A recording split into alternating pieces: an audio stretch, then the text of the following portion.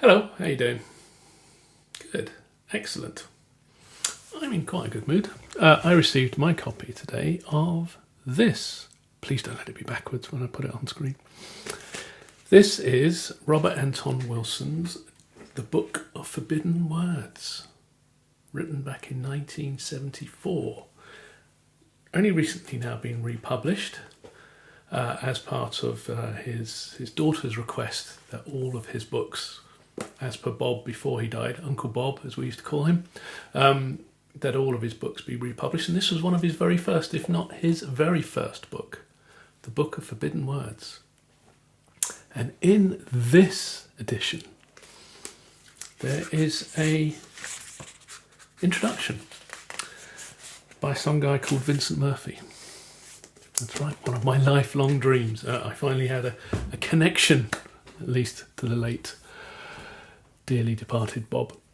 But the books, so I was recently on Mike Gather's, the host of the very excellent Hilaritas podcast, which is a podcast, again, dealing with all things Robert Anton Wilson related. And we were discussing this introduction that I've written to this work and why I had done so. And I just wanted to expand and expound upon it a bit more here. I think the book is incredibly important to, especially in today's febrile atmosphere in the world of where we're so concerned with the concept of free speech and censorship. So obviously, Orwell said, if you want to know who controls society, just look at those you are not allowed to criticise. And so with a lot of the conversations around online free speech and what we constitute as hate speech and what we now consider as be offensive or not offensive, and how people can be sensitive or how they can be offended by words. And all of it ties into my own concepts and ideas around the cognologies, the four cognologies of language, writing, print, and AI being the fundamental shifts that shifts humanity, or shifts our species cognitively upwards. And obviously the fundamental one of those is language. And so I've always had this ridiculous fascination with language. And my love of James Joyce and Orwell, etc., all come out of that love of language, and therefore the policing of that language as to what we are allowed to say and what we're not allowed to say, or at least what we feel comfortable saying and what we feel uncomfortable saying out loud for fear of being judged.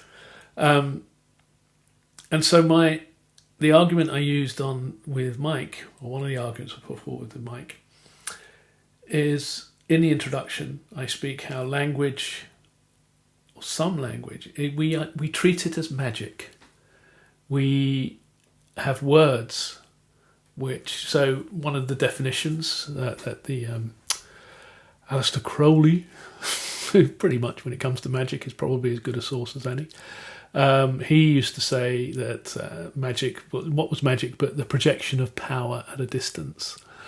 And if you look, and the reason I was so comfortable writing and wanted to write the introduction to this book is this is exactly why Bob wrote the book in the first place, or one of the reasons why. He wanted to show that the Marshall McLuhan idea that the medium is the message, that whoever controls the medium controls the message. And this is very true of language, and that language for an awful long time, I mean, the F word, I'm even going to say it here rather than the fact that I've used that colloquialism rather than the word itself shows you how we self-police. But that word itself wasn't included in any dictionaries, in American Heritage Dictionary, until I think it was 1969, might have been 1959. But, it was pretty late on, considering that the word itself has been around almost for as long as the English language has been around itself. So we have always had censorship over language, and most of my most beloved authors and thinkers have at one stage had themselves censorship through, or has experienced censorship through their use of language. Not least my boy James Joyce, who literally saw no proceeds or earned nothing from his book. He was kept in relative poverty between 1917 and its publication and 1934 because it was banned in America as being pornographic. Ulysses, possibly the greatest work of literacy in the last 2,000 years, and it was banned because it was seen as offensive, or there was things in it that were seen as offensive. So it took an awful long time for it to be declared non-pornographic. And so the book itself, the Book of Forbidden Words, there are an awful lot of anachronisms there because it was written in 1974. An awful lot of the words written in it would no longer be deemed offensive and would actually be seen as quite mild. But again, something else I brought up with Mike on the Hilaritas was, if you look at I used the example, if you look at the HBO show Deadwood, set on the American frontiers, in that show, everybody is cursing all the time. Every curse word, there's a sort of almost a rich poetry to just how vitriolic and how vituperative their language is. And I was very interested if that was actually the case. And upon investigation, it turns out that no, people in the frontiers of America wouldn't have used. They may have been aware of those words and they would have been used, but not to the degree but what they were shown in the show. But instead, what they would have been doing is using what was then considered as blasphemy terms, damn it, and God damn your eyes, and God damn you, etc., which we now will, outside of most conservative religious circles, would seem as incredibly mild, that they are everyday expressions. But back then, on the frontiers, this was a culture where religion and religiosity was still played a very key and important role, especially on these frontiers where it was seen as the marks of civilization.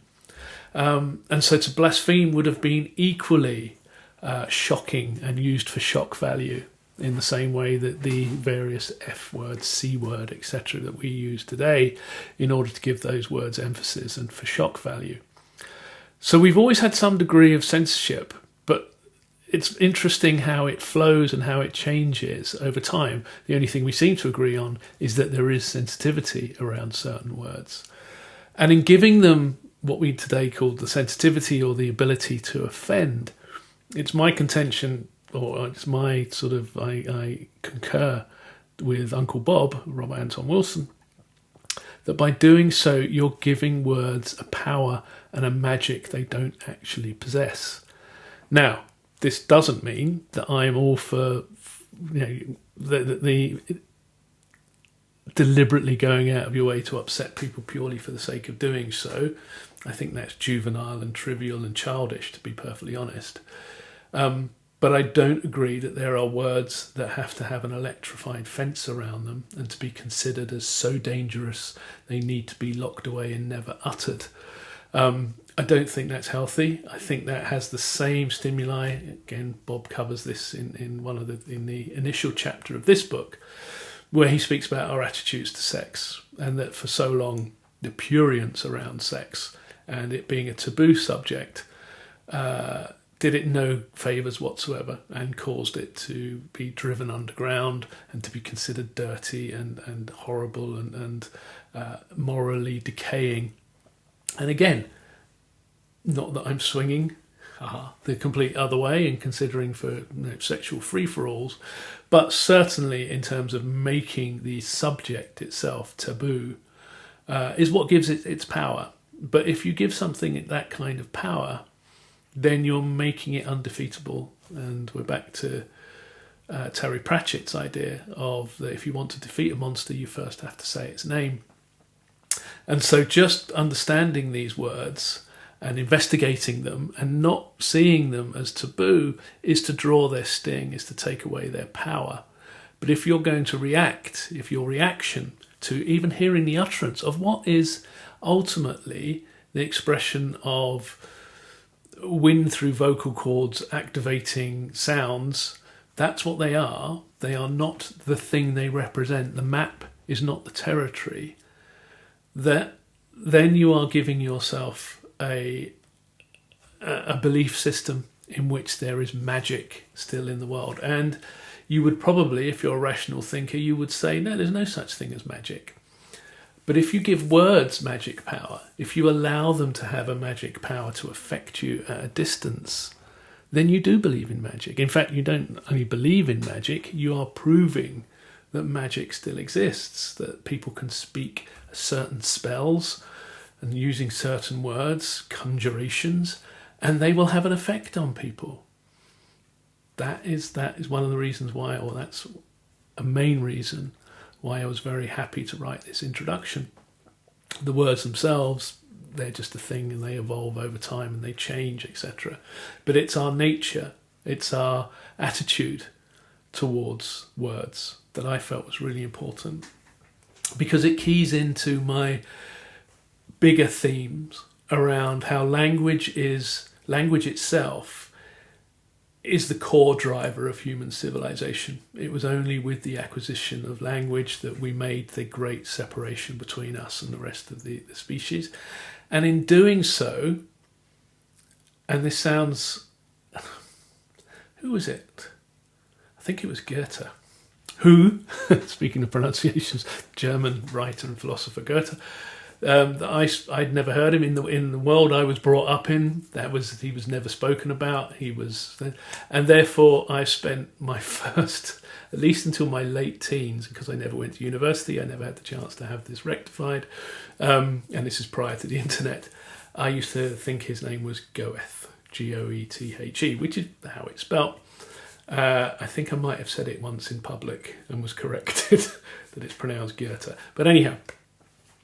So he said it was the ability to see what's in front of you with your eyes. That is the great understanding.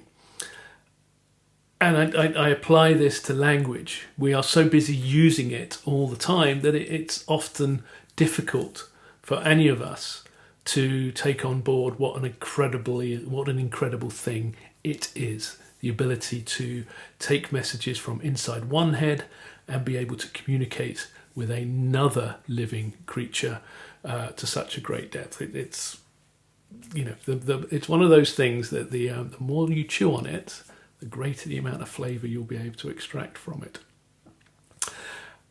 And so my ideas around the cognology, the ideas of the 4 different cognologies, is I wanted us to use another Uncle Bob phrase, I really wanted us to get closer to the fire to see better what it is we are actually talking about. And so when we're talking about language being the non plus ultra of things that humans have invented which have changed everything, language plays the pivotal point. It is the anchor point, the ground zero for everything else that's came afterwards. And if you want proof of that, today you're probably using an LLM, a large language model. The fact that the language is there right at the very heart of AI, as it was right at the very heart of print and right at the very heart of writing, and obviously right at the very heart of the development of language. And so I treat language, it's important to give it that degree of respect and some reverence as to what it's capable of doing and how it is capable of advancing us as a society, as a civilization. And so when I heard that Bob's book, The Book of Forbidden Words, was being reissued, I understood why he'd written it, and that he wanted to show the power of language by compiling a list of all these words which were forbidden, which were not found in any other dictionary, which were considered taboo, which he considered as in the great Tower of Babel of languages, were living in the basement, shouting and causing all kinds of ruckus, but being studiously ignored by all the more genteel dwellers on the other levels and layers of language, but still important and still far closer to the everyday reality of where lots of us actually live. So that's why I wrote the introduction. I thoroughly recommend you buying the book just to have it as a book of forbidden words you can skip through to see whether how many you can play games, how many you recognise. It's a good late night party trick or a party activity to see if people can guess what some of them, because they are incredibly obscure, to see how many people can understand or try and tease out what particular words can actually mean. So there's all kinds of levels you can enjoy it from. You can enjoy it. So that's it. That's why I wrote the introduction, and I'm very, very proud to be that connected to an actual piece of Robert Anton Wilson's work. Thank you for listening.